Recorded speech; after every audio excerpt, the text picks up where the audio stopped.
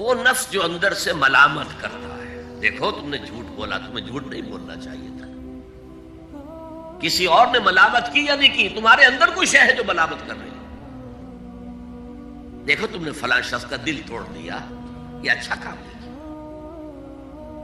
یہ ہے لوامہ جس کی قسم کھائی گئی، لا اقسم بیوم القیامت ولا اقسم بالنفس اللوامہ.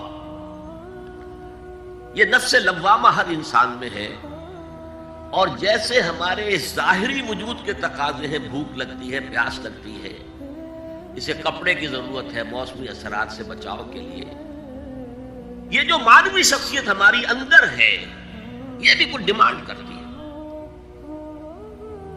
اور انسان اپنے آپ کو مطمئن کرتا ہے، ریشنلائز کرتا ہے. ٹھیک ہے، یہ تو خرابیاں ہیں، لیکن میں نے یہ کام بھی تو آخر کیے ہیں نا. یہ انسان کی ایک لازمی ضرورت ہے، اپنے ضمیر کو مطمئن کرنا. اب دیکھیے ہمارے ہاں کے مختلف طبقات میں مختلف تصورات ہیں نیکی کے جو رائج ہیں. ہمارے ہاں ایک مذہبی طبقہ ہے جس کے نزدیک اصل اہمیت ریچولز کی ہے، عبادات کی ہے، رسومات کی ہے. معاملات میں وہ دھوکہ دے رہے ہیں،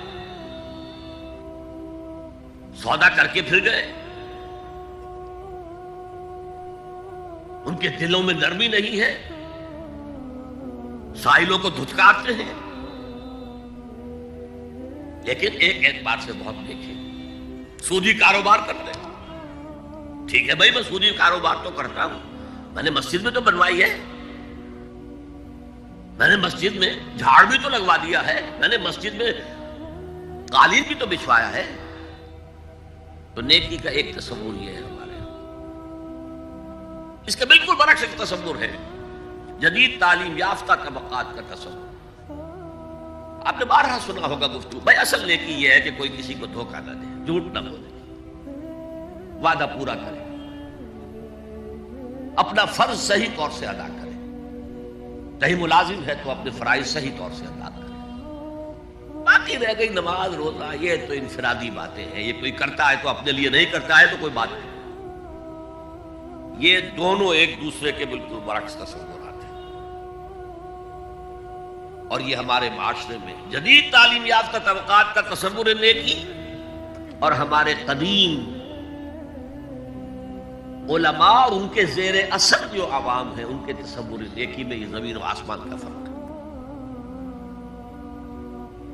آپ کو معلوم ہے کہ اپنی جسم فروش عورتیں جو ہیں وہ بھی نیکی کا کوئی نہ کوئی کام کرتی ہیں.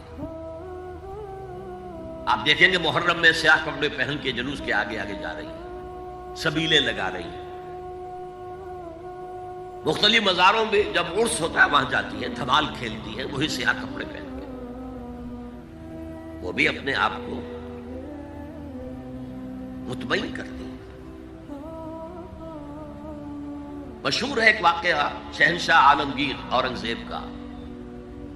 اس نے دلی میں گانے بجانے پر پابندی لگا دی.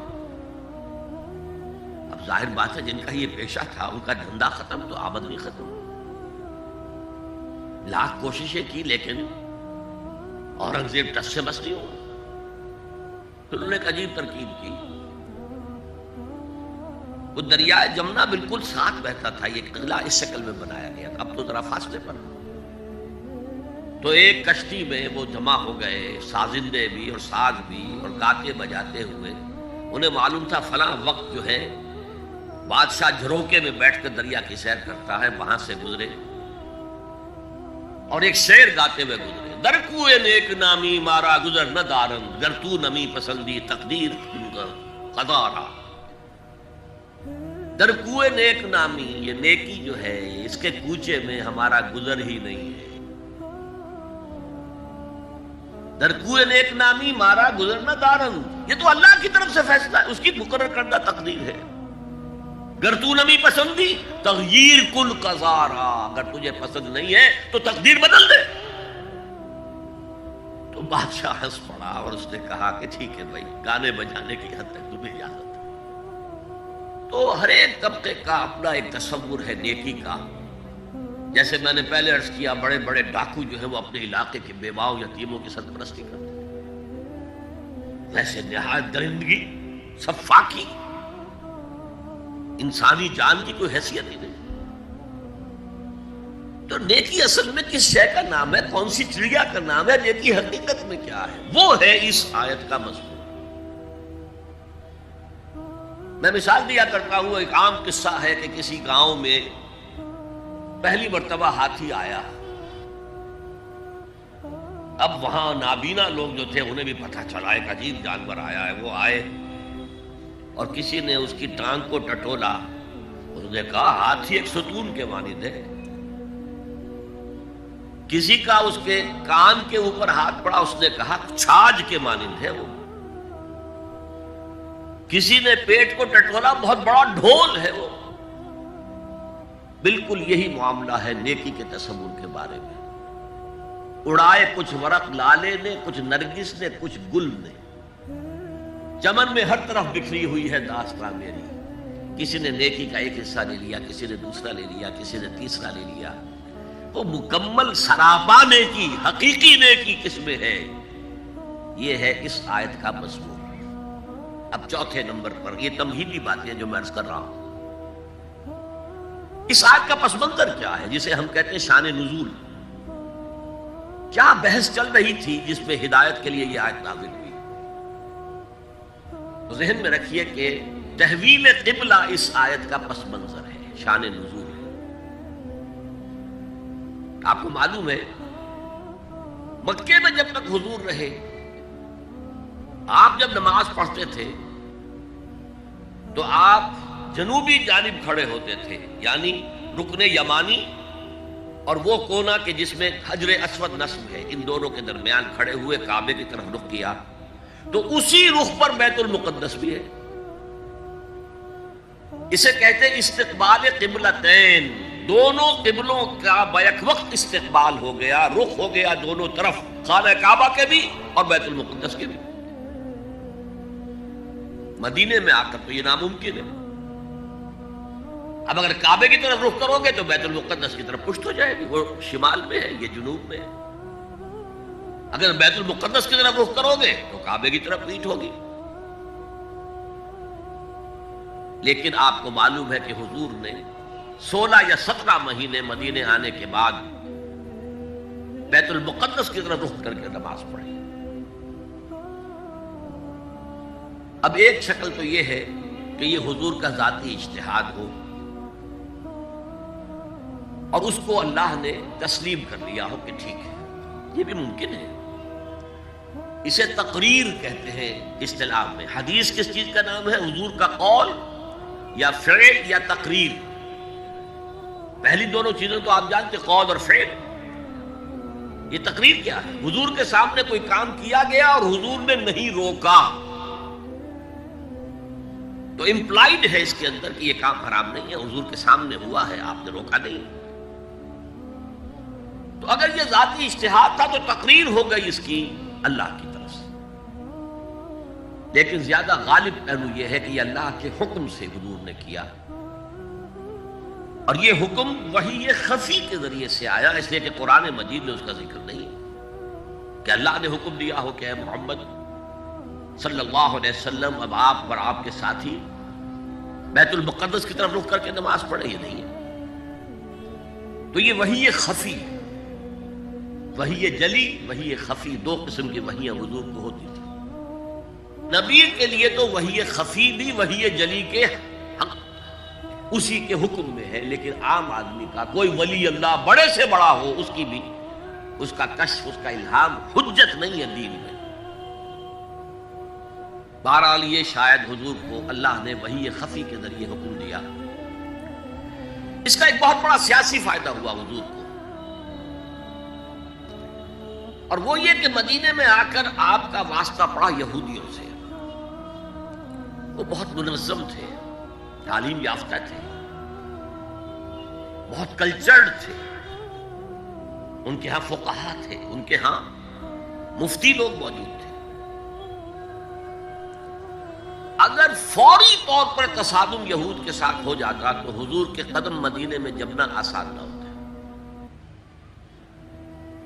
جب آپ نے بیت المقدس کی طرف رخ کر کے نماز پڑھی تو یہودیوں نے سمجھا چلو کوئی بات نہیں ہے، تو ہمارے کیمپ فالوورز ہیں، ہمارے قبلہ کا رخ کر رہے ہیں،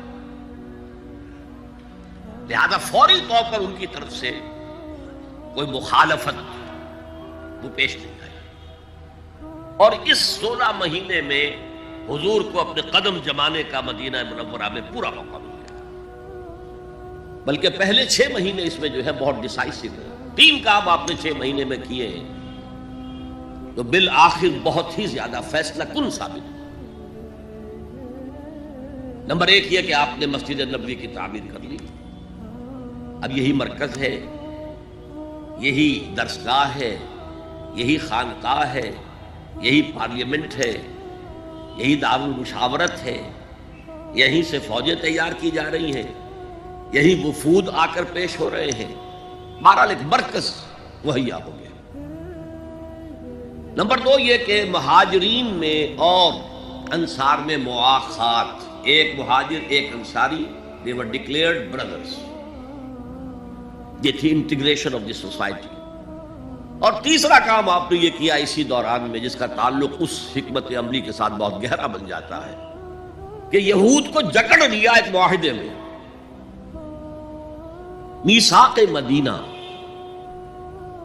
کہ اگر مدینے پر کوئی باہر سے حملہ آور آیا تو ہم سب مل کر واحد امت کی حیثیت سے مدینے کا دفاع کریں گے، جوائنٹ ڈیفنس آف مدینہ کا پیکٹ ہو گیا، اور یہ چیز بھی حضور کی کامیابی میں بہت فیصلہ کن ثابت ہوئی۔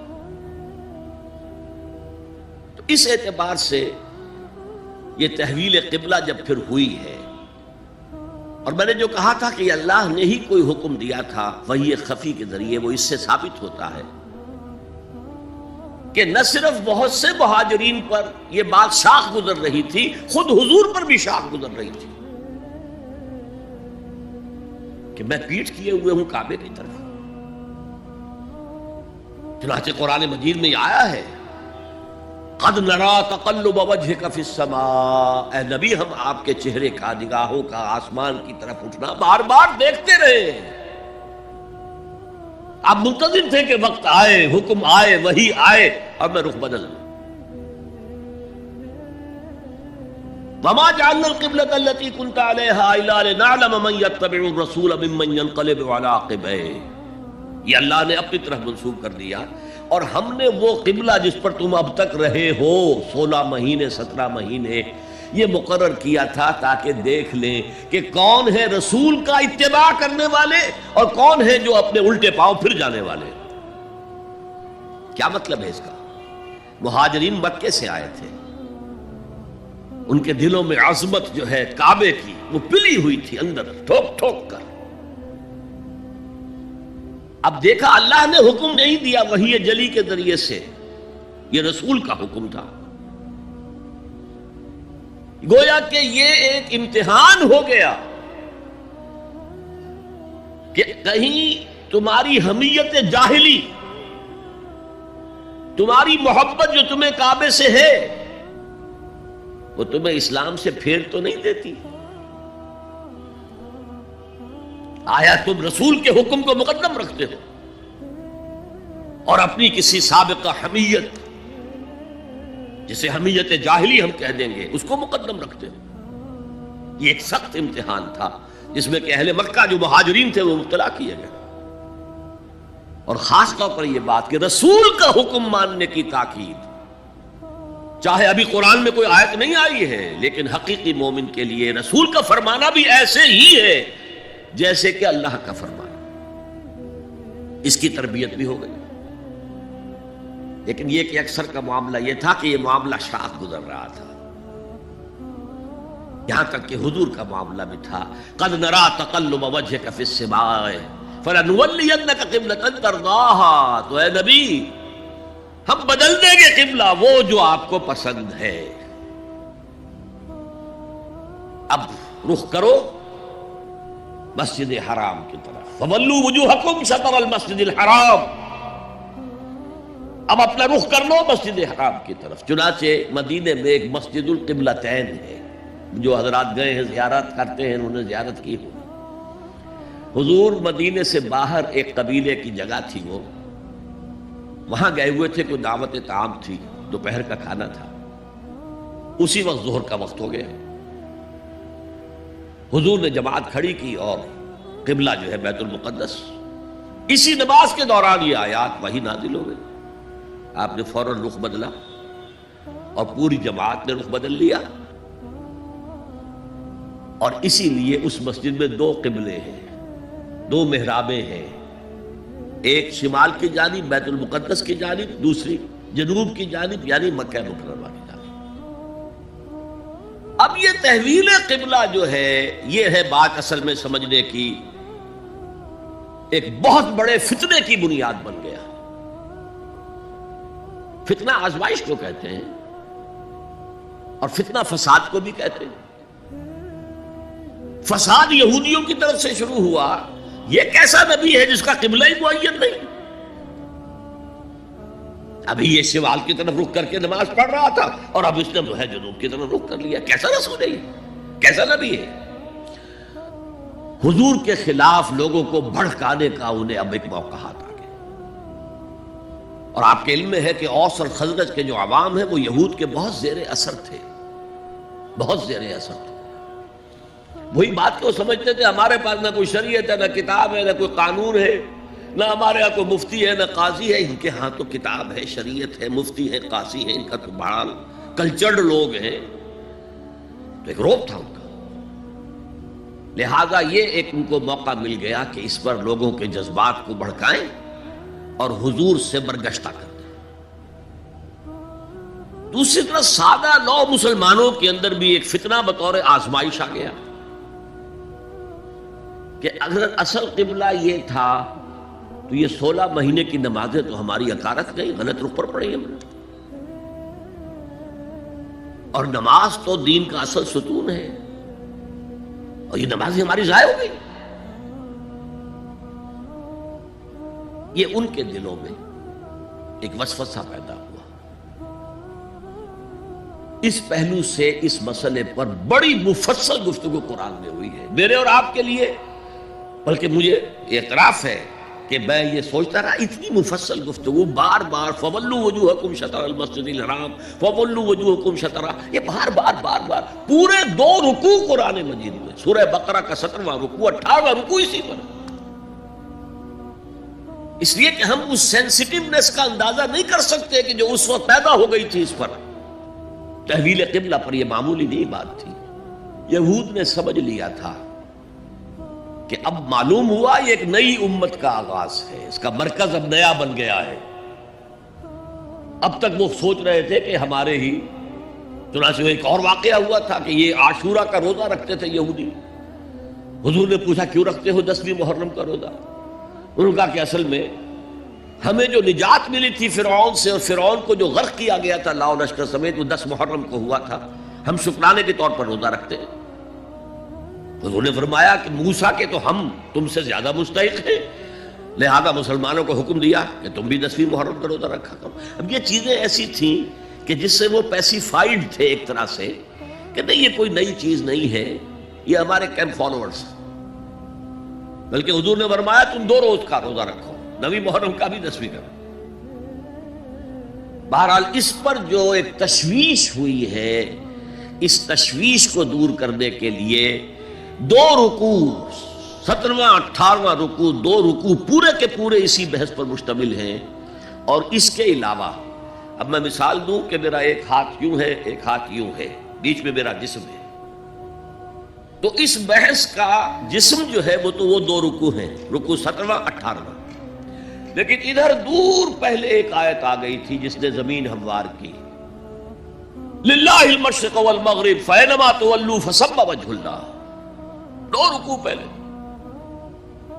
مشرق و مغرب سب اللہ کے ہیں، جدھر بھی رخ کرو اللہ کا رخ ہے۔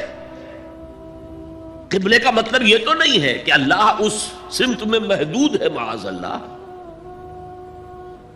اللہ کا رخ، اللہ تو مشرق میں ہے، مغرب میں ہے، شمال میں ہے، جنوب میں ہے، فوق میں ہے، تحت میں ہے، ہر جگہ ہے۔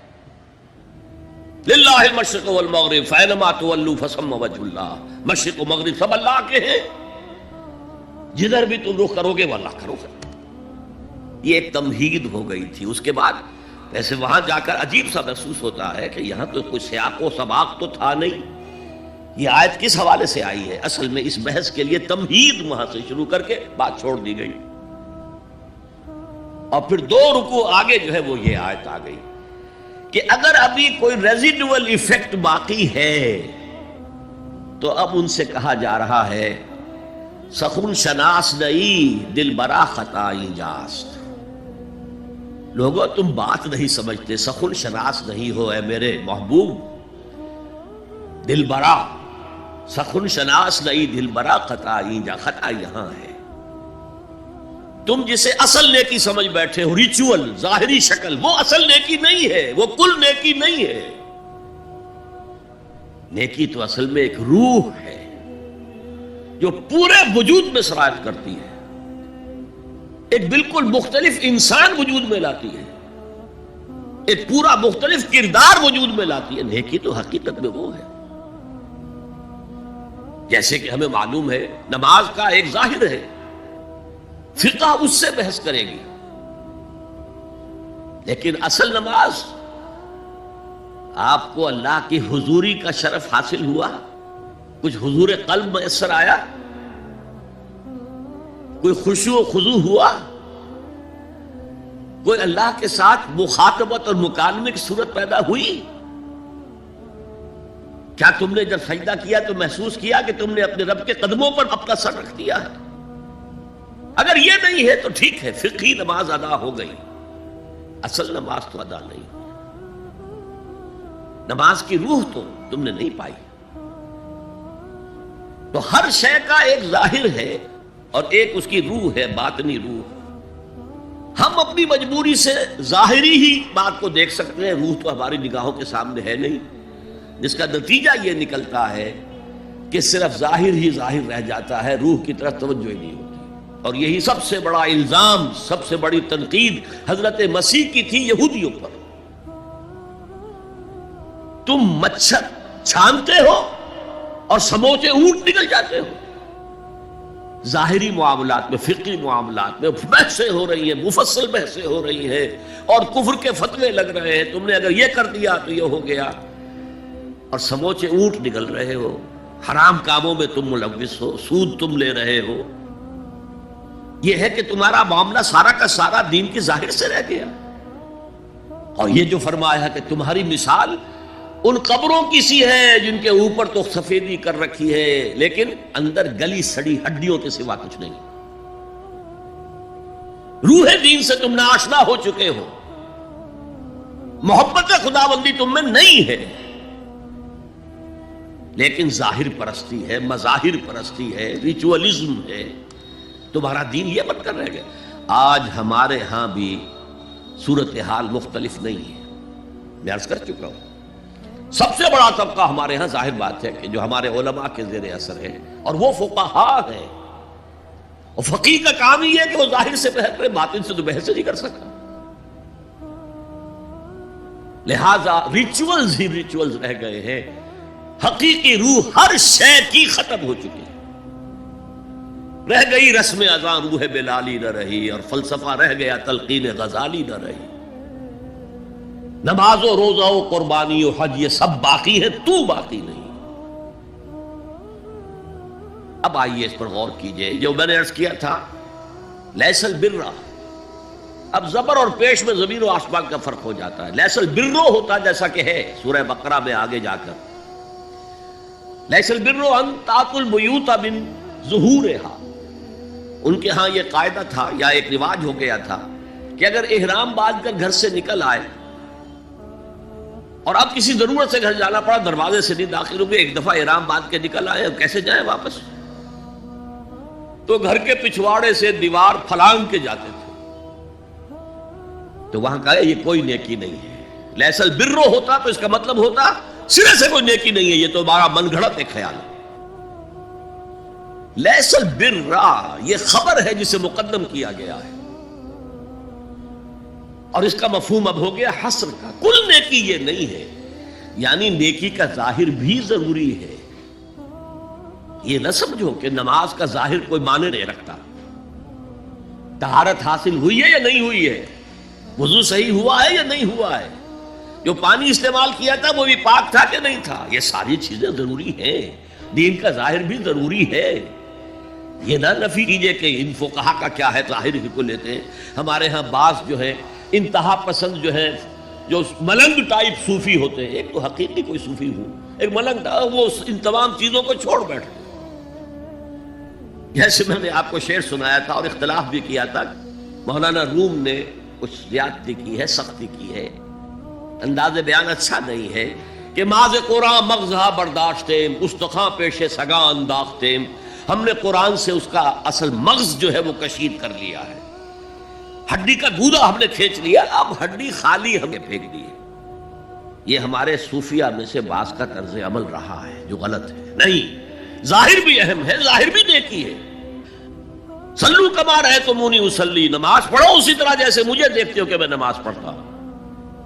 ظاہر بھی کنفرم کرنا چاہیے اس کے ساتھ, لیکن اصل شے نماز میں توجہ ہے, انابت ہے, خشوع ہے, خضوع ہے, حضور قلب ہے. لہذا یہاں ترجمہ ہوگا کل نیکی یہی نہیں ہے کہ تم اپنے چہرے مشرق اور مغرب کی طرف کر لو. یہ تو ظاہر ہے. اور اس میں مجھے غالب کا شعر یاد آ رہا ہے, قبلے کو اہل نظر قبلہ نما کہتے ہیں, ہے پرے سرحد ادراک سے اپنا مسجود. جسے ہم سجدہ کر رہے ہیں وہ تو ہمارے ادراک اور شعور اور وہم اور خیال اور تصور اور تخیل سے وراء الورا وراء الورا وراء الورا ہے. پرے سرحد ادراک سے اپنا مسجود. قبلے کو اہل نظر قبلہ نما کہتے ہیں. یہ کعبہ تو قبلہ نما ہے. بہرحال اب اس کی نفی کرتے ہوئے, جزوی نفی, کلی نفی نہیں ہے. لیس البر, کل نیکی یہ نہیں ہے کہ تم اپنے چہرے مشرق اور مغرب کی طرف کر لو. ولکن البر, بلکہ نیکی اس کی ہے. یہاں پر بھی اب لفظ محذوف ہے, ولکن البر بر من آمن باللہ والیوم الآخر. نیکی تو حقیقت میں اس کی ہے. اس میں آگے بڑھنے سے پہلے مجھے یاد آیا کہ میں بر کے مفہوم پر بھی کچھ گفتگو کر لوں. بر کسے کہتے ہیں؟ بہت عمدہ باتیں جو ہے پہلے کہی ہیں. بر اور بر یہ دونوں مادہ تو ایک ہی ہے, بحر و بر. جب تک انسان سمندر میں رہتا ہے, آج کا تو خیر تصور نہ کیجئے, پہاڑوں جیسے جو ہے پہاڑ سمندر میں چل رہے ہوتے, عام حالات میں کوئی اس کے ادھر ادھر جو ہے کوئی ہچکولے محسوس نہیں ہوتے. لیکن پرانے زمانے کے سمندر کا تصور کیجئے تو ہر وقت وہ ہے آدمی غیر مطمئن ہوتا تھا. اسی وقت کچھ ہو سکتا ہے, ہچکولا آ رہا ہے, ادھر سے آ رہا ہے, ادھر سے آ رہا ہے, تو دل میں خوف سا رہتا تھا, ایک بے چینی سی رہتی تھی, عدم تحفظ کا ایک احساس رہتا تھا. بر پر, خشکی پر آتے ہی اطمینان ہو گیا. تو یہ اصل میں انسان کے باطنی اطمینان کے لیے, جو ابھی آپ نے فرمایا کہ نیکی وہ ہے کہ جس کو کر کے تمہیں خوشی حاصل ہو. اور فتویٰ اپنے دل سے لے لیا کرو, ما حاک فی صدرک, جو کچھ تمہارے سینے کے اندر جو کچھ جس سے خدبد ہو جائے, جس سے بے چینی ہو جائے, وہ اسم ہے, وہ گناہ ہے. الاسم ما حاک فی صدرک وکرہت ان یطلع علیہ, اور گناہ وہ ہے کہ جس کے بارے میں تمہیں یہ پسند نہ ہو کہ لوگوں کو اس کی اطلاع ہو, وہ گناہ ہے. اس میں بھی مجھے جیسے انگریزی کی ایک نظم کا سٹینزا جو ہے یاد آیا تھا,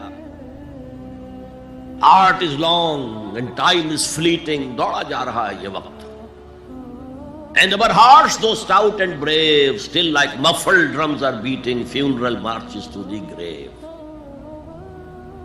اپنے دل کی ہر بیٹ کے ساتھ ہم اپنی قبر سے قریب سے قریب تر, قریب سے قریب تر ہوتے جا رہے ہیں. اسی طرح کی ایک نظم ہے, بڑی پیاری نظم ہے. Charities that soothe and heal and bless are scattered over the feet of men like flowers. وہ بھلائیاں، وہ نیکیاں، وہ خدمت خلق. Charities which soothe and bless and heals. دل کے اوپر مرہم سا رکھا جاتا ہے نیک کام کر کے. دل کو خوشی ہوتی ہے نیک کام کر کے. Charities that soothe and heal and bless are scattered over the feet of man like flowers. یہ تو ان پھولوں کے مانند ہے جو انسان کے قدموں میں پڑے ہوئے ہیں، جس کو چاہے اٹھا لے، جو چاہے اٹھا لے. No mystery is here, no special moon for the high and not for the low. The smoke ascends as high from the hearth of a humble cottage as from that of a haughty palace. دھواں اٹھتا ہے تو ایک کٹیا میں جو چورا جل رہا ہے اس سے بھی اٹھے گا تو جائے گا اوپر، اور محل کا کوئی بہت بڑا کچن ہے تو اس سے بھی اٹھے گا تو اوپر جائے گا. لہذا یہ غریب اور امیر کا فرق نہیں ہے، ہر شخص اس نیکی میں سے حصہ لے سکتا ہے. تمہارے پاس ایک روٹی تھی، تم نے آدھی دے دی کسی مانگنے والے کو، تمہارا حصہ ہو گیا، بہت بڑا حصہ ہو گیا.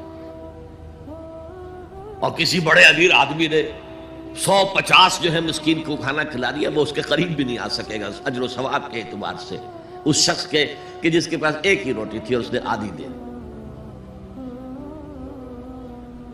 تو بر جو ہے حقیقت میں لیس البر ان تولوا وجوهکم قبل المشرق والمغرب ولكن البر من آمن بالله واليوم الآخر والملائکۃ والکتاب والنبیین.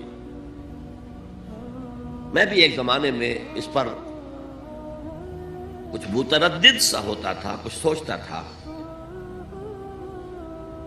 یہ نیکی کا تعلق تو ہم عمل سے سمجھتے ہیں، یہاں ایمان کی بحث کی کیا ضرورت ہے؟ ایمان تو ایک باطنی حقیقت ہے،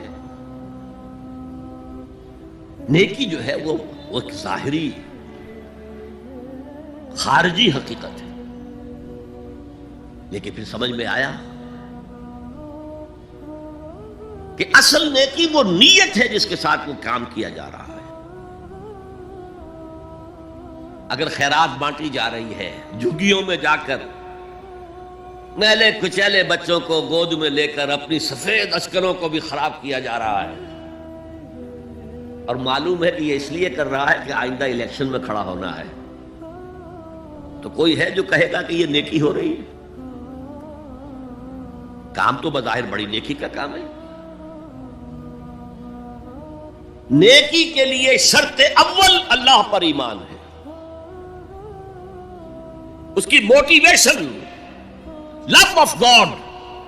اس کے سوا اگر کوئی اور موٹیو ہے، اگر دنیا میں شہرت چاہیے، اگر اس نیکی کے ذریعے سے بھی مال کمانے کا معاملہ ہے، دھندا ہے، نیکی کے پردے میں دھندا ہو رہا ہے، وہ نیکی نہیں ہے، چاہے ظاہری اعتبار سے وہ بہت بڑی نیکی ہو. تو سب سے پہلا مسئلہ نیت کا ہے، نیت کا ہے، نیت کا ہے. کس ارادے کے تحت یہ نیکی کی جا رہی ہے، کیا مقصود ہے، کیا مطلوب ہے. چنانچہ نوٹ کیجئے، اکثر محدثین نے اپنے جو مجموعے مرتب کیے احادیث کے، ان میں پہلی آیت کون سی، پہلی حدیث کون سی لاتے ہیں؟ حضرت عمر رضی اللہ تعالیٰ عنہ سے روایت ہے، انما الاعمال بالنیات. نیکیوں کا، نیک اعمال کا دار و مدار نیتوں پر ہے. وانما لکل امرئ ما نویٰ. ہر شخص کو وہی کچھ ملا گا جس کی اس نے نیت کی ہوگی. فمن كانت ہجرتہ الی اللہ ورسولہ فہجرتہ الی اللہ ورسولہ. جو کوئی ہجرت کر رہا ہے، مکے میں گھر بار چھوڑ کر جا رہا ہے، اپنے وطن کو ترک کر کے جا رہا ہے مدینے کی طرف، صرف اللہ اور رسول کے لیے، اس کی ہجرت اللہ اور اس کے رسول کے لیے. ومن كانت ہجرتہ للدنیا یصیبها. اور اگر اس شخص کی ہجرت دنیا کے لیے ہے کہ اس کو حاصل کر لے. مثلا میں دیتا ہوں مثال، ایک مسلمان تھا، اس کا کوئی کاروبار تھا، اس کے خریدار مسلمان ہی تھے، وہ جا رہے ہیں، اب کیا کرے گا؟ مشرکوں نے سو تو اس کا سامان نہیں لینا، اب وہ بھی چلے جا رہے ہیں. یہ اللہ کو معلوم ہے کہ اس کے ہجرت کا اصل سبب کیا ہے، ہم نہیں طے کر سکتے. لیکن اللہ کے ہاں جو کھاتا کھلا ہوا ہے اس کی یہ ہجرت جو ہے اللہ اور اس کے رسول کے لیے شمار نہیں ہوگی۔ وَمَنْ كَانَتْ هِجْرَتُهُ لِدُنْيَا يُصِيبَهَا أَوِ امْرَأَةٍ يَنكِحُهَا، یا کسی عورت کے لیے ہو کہ اس سے نکاح کرے۔ کسی خاتون سے وہ شادی کا خواہش مند تھا، وہ خاتون ہجرت کر کے مدینے چلی گئی، اب یہ بھی باندھے کچے دھاگے سے بندھے ہوئے چلے جا رہے ہیں، تو یہ تو در حقیقت اس عورت کے کھاتے میں ہجرت جائے گی، اللہ اور اس کے رسول کی ہجرت بنے۔ تو اصل شے یہ ہے نیکی کا وہ کام جس کا ظاہر بھی نیکی کا ہو اور باطن بھی ہو، کہ موٹیویشن صرف اللہ کی رضا ہو، اللہ کی محبت اور اللہ کی رضا کا حصول۔ یہ ہے پازیٹیو موٹیو۔ ایک نیگیٹو سائیڈ بھی ہے۔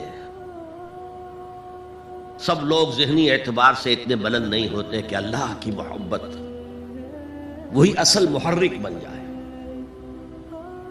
یہی وجہ ہے کہ حضور نے اس کو صلی اللہ علیہ وسلم کمال ایمان سے تعبیر کیا ہے، من احب للہ وابغض للہ واعطى للہ ومنع للہ فقد استکمل الایمان۔ جس نے کسی سے محبت کی تو اللہ کے لیے کی ہے، کسی سے نفرت اور بغض رکھا تو اللہ کے لیے رکھا، کہ اللہ کو اس سے نفرت کرنا پسند ہے، اور کسی کو کچھ دیا تو اللہ کو خوش کرنے کے لیے دیا، اور کسی سے کچھ چیز روکی تو صرف اس لیے کہ اللہ کو اس کا روکنا پسند ہے، تو اس شخص نے اپنے ایمان کی تکمیل کر لی۔ اگر اس کا موٹیو خالص ہو گیا ہے اللہ کی محبت اور اللہ کی رضا کا حصول، تو اصل میں نیکی ہے، ورنہ چاہے بظاہر کتنی ہی بڑی نیکی نظر آئے وہ نیکی نہیں۔ لیکن جو لوگ اس حد تک نہ پہنچ پائے ہوں، استکمال ایمان تک، تکمیل ایمان تک، تو ان کے لیے ایک اور موٹیو بھی ہے، والیوم الآخر، قیامت کا دن، جزا و سزا کا یقین، اللہ کا خوف، آخرت کے محاسبے کا خوف۔ خوف بھی ایک بہت بڑا موٹیو ہے، بہت بڑی موٹیویٹنگ فورس۔ اب میں یوں کہوں گا کہ اگر کسی عمل کا محرک ہے صرف اللہ کی محبت، اس کی رضا کا حصول اور آخرت کی نجات، تو وہ نیکی ہے۔ اگر یہ نہیں ہے، کوئی وطن پرست ہے، وطن کی محبت کی وجہ سے کوئی نیک کام کر رہا ہے، اس کا وہ کام وطن پرستی کے کھاتے میں جائے گا، خدا پرستی کے کھاتے میں نہیں جائے گا۔ کوئی قوم پرست ہے، اپنے قوم کی محبت میں کچھ کر رہا ہے، تو اس کا وہ نیک کام قوم پرستی کے کھاتے میں جمع ہوگا، خدا کی پرستش کے لیے نہیں۔ یہ ہے موٹیو کا فرق، اور یہ ہے موٹیو کی اہمیت، اور اس کا تعلق ہے ایمان باللہ اور ایمان بالآخرہ سے۔ ایک حدیث میں حضور نے فرمایا کہ قیامت کے دن سب سے پہلے 3 اشخاص کا معاملہ پیش ہوگا۔ ایک وہ تھا کہ جو اللہ کی راہ میں جنگ کرتا ہوا مارا گیا تھا، دنیا میں شہید سمجھا جا رہا تھا۔ ایک وہ تھا جسے اللہ نے علم بہت دیا تھا، اس نے علم کو پھیلایا، خوب پھیلایا۔ اور ایک وہ جس کے پاس جس کو اللہ نے بہت دولت دی تھی، اور اس نے دولت جو ہے نیکی کے کاموں میں، بھلائی کے کاموں میں، غرباء، یتامیٰ، مساکین کے لیے خرچ کیا۔ اب اللہ پوچھے گا ان شہید صاحب سے کہ دیکھو میں نے تمہیں صحت دی تھی، جسمانی قوت دی تھی، تم نے کیا کیا؟ وہ کہے گا اے اللہ میں نے تیرے لیے قتال کیا اور اپنی جان دے دی۔ اللہ فرمائے گا کذبتا، تو نے جھوٹ بولا، انک قد قاتلت لأن یقال جریء، تو نے تو یہ جنگ میں حصہ لیا تھا اس لیے کہ تیری شجاعت کا ڈنکا بج جائے، تیری جرأت کی شہرت ہو جائے۔ وقد قیلا، وہ کہا جا چکا، اب یہاں تمہارے لیے کچھ نہیں ہے۔ اور فرشتوں کو حکم ہوگا اور اوندے منہ گھسیٹتے ہوئے اس کو جہنم میں ڈال دیں۔ یہی حشر ہوگا اس عالم کا، تو نے وہ نیکی کا کام کیا تھا، لئن یقال عالم، کہا جا چکا دنیا میں، ڈنکا بج چکا تمہاری شہرت کا۔ اب اس میں نوٹ کیجئے، اگر کسی عالم کے لیے کا ڈنکا بج جائے، اس کی اپنی نیت وہ نہیں تھی تو اس کے اندر کوئی خرابی نہیں ہے۔ یہاں معاملہ نیت کا ہے، اگر نیت یہ ہو کہ میرے علم کی شہرت ہو جائے، میرے ہاتھ چومے جائیں، مجھے نذرانے پیش کیے جائیں، تو پھر وہی حشر اس کا ہوگا کہ اوندھے منہ گھسیٹ کر جہنم میں ڈال دیا جائے۔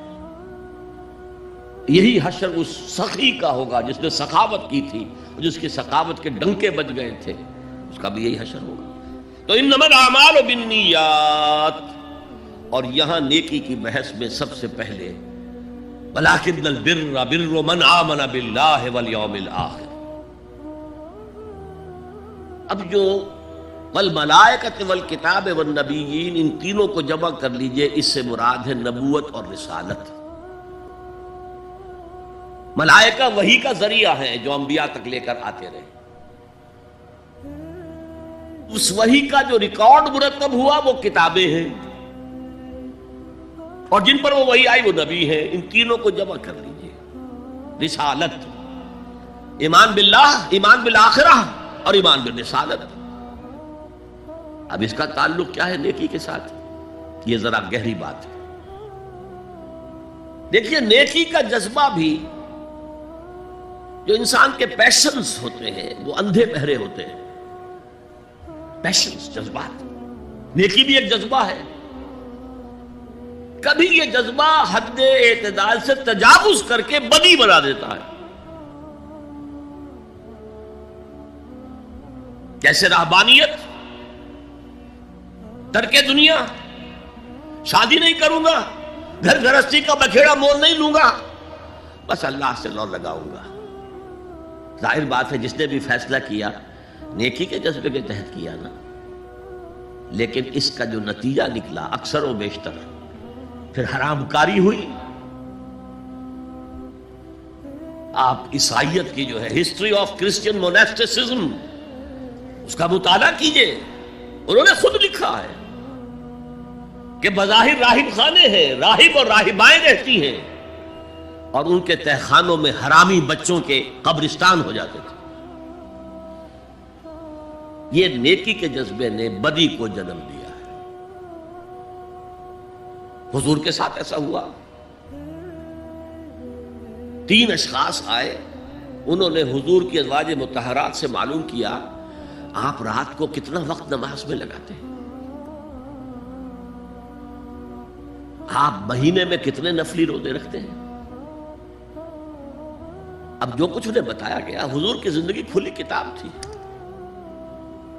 بتا دیا گیا اتنا عرصہ جو ہے آپ رات کو تہجد پڑھتے ہیں، بتا دیا گیا مہینے میں اتنے روزے رکھتے ہیں۔ انہوں نے اسے کم سمجھا، فتقالوہا، قلیل سمجھا کہ یہ تو زیادہ نہیں ہے، ہمارا تو خیال تھا کہ آپ ساری رات ہی کھڑے رہتے ہو۔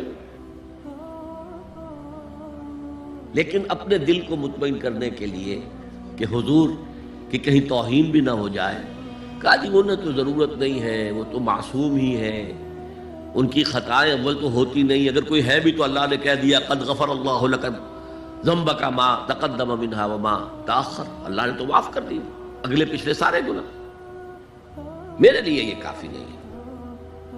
ایک نے کہا میں پوری رات عبادت کروں گا، اپنی قبر بستر سے نہیں لگاؤں۔ دوسرے نے کہا کہ میں ہمیشہ ہر روز روزہ رکھوں گا، کبھی افطار نہیں کروں گا۔ تیسرے نے کہا میں کوئی شادی بیاہ نہیں کروں گا، ایک کھکیڑ میں نہیں پڑھوں گا میں۔ حضور کو خبر ہو گئی، آپ نے طلب فرمایا، اور غصے کے انداز میں وہ الفاظ کہے کہ جو حضور سے بالکل متوقع نہیں۔ واللہ انی لاتقاکم واخشاکم، خدا کی قسم میں تم سب سے زیادہ متقی ہوں اور سب سے زیادہ اللہ سے ڈرنے والا ہوں، لیکن میرا طریق یہ ہے کہ میں رات کو سوتا بھی ہوں اور نماز بھی پڑھتا ہوں، میں روزہ رکھتا بھی ہوں، ناغہ بھی کرتا ہوں، میں نے شادیاں کی ہیں، متعدد ازواج میرے گھروں میں ہیں۔ فمن رغب عن سنتی فلیس منی، جو بھی میری سنت سے ہٹا وہ مجھ میں سے نہیں ہے، میرا امت ہی نہیں ہے۔ تو نیکی کا جذبہ بھی حد اعتدال سے تجاوز کر کے بدی کو جنم دے سکتا ہے۔ ایک صحابی نوجوان صحابہ میں سے عبداللہ ابن عمرو ابن العاص. عجیب یہ بات ہے کہ باپ جو ہے بہت بڑا سیاستدان، بہت بڑا جری سپہ سالار، بہت بڑا حکمران، حضرت عمرو بن العاص، بیٹا نہایت زاہد و عابد، مرتاس، زاہد مرتاس، ساری رات کھڑے ہیں، بستر سے کمر ہی نہیں لگائی، ہر روز روزے سے ہیں. یہ خبر دی گئی حضور کو تو آپ نے طلب فرمایا، یا عبداللہ اولم اخبر انک تقوم اللیل وتصوم النہار. اے عبداللہ مجھے یہ خبر نہیں دی گئی ہے، یعنی یہ بات جو ہے صحیح ہے کہ نہیں کہ تم ساری رات عبادت کرتے ہو، ہر روز روزہ رکھتے ہو؟ کیا کہہ سکتے تھے؟ بلا یا رسول اللہ، حضور ایسا تو ہے. فرمایا لا تفعل، ہرگز ایسا مت کرو. فإن لزوجك عليك حقا وإن لزورك عليك حقا بل إن لنفسك عليك حقا. تمہارے نفس کے بھی تم پر حقوق ہیں، تمہارے بیوی کے بھی تم پر حقوق ہیں. ان کی زوجہ سے کسی نے پوچھا تھا تم ہمیشہ میلی کچیلی رہتی ہو، کبھی ہم نے تمہیں کسی اچھے لباس میں کس کوئی جسے سنگھار کہہ دیتے کہ یہ میں نے دیکھا؟ تو ان کا کہ مجھے کیا غرض ہے، تمہارے بھائی کو تو مجھ سے کوئی غرض ہے ہی نہیں، میں کس کے لیے بناؤ سنگھار کروں؟ یہ بھی الفاظ آتے ہیں. فرمایا ہرگز مت کرو. میں تو کرتا ہوں، میں روزے بھی رکھتا ہوں لیکن نہیں بھی رکھتا، میں نماز پڑھتا ہوں لیکن سوتا بھی، میری بیویاں ہیں متعدد. تو میری سنت اگر تم نے چھوڑ دی تو تمہارا مجھ سے کوئی تعلق نہیں ہوگا. اس کا مطلب کیا ہوا؟ تو سم اپ، نیکی کا ایک ماڈل بھی سامنے رہنا چاہیے جس میں توازن ہو، اعتدال. انبیاء وہ توازن پیش کرتے ہیں اپنے کردار اور شخصیت کے ذریعے سے. وہ جو فرمایا گیا لقد کان لکم فی رسول اللہ اسوۃ حسنہ، تمہارے لیے اللہ کے رسول کی شخصیت میں ایک اچھا نمونہ ہے. یہ نمونہ معتدل ہے، متوازن ہے. حضرت عائشہ فرماتی ہیں حضور ہمارے مابین تشریف فرما ہوتے تھے، پیار اور محبت کی باتیں بھی ہوتی تھیں. حضور ہمارے ہاں کے جو ذرا زیادہ دیندار، جنہیں زیادہ مسالہ لگ جاتا ہے، وہ کرخت مزاج کے، گھروں میں بھی معلوم ہوا داخل کیا ہوا قیامت آ گئی ہے، تو اس طرح کا نہیں تھا معاملہ. اپنی بیویوں کی دل جوئی، ان سے محبت اور پیار کی باتیں.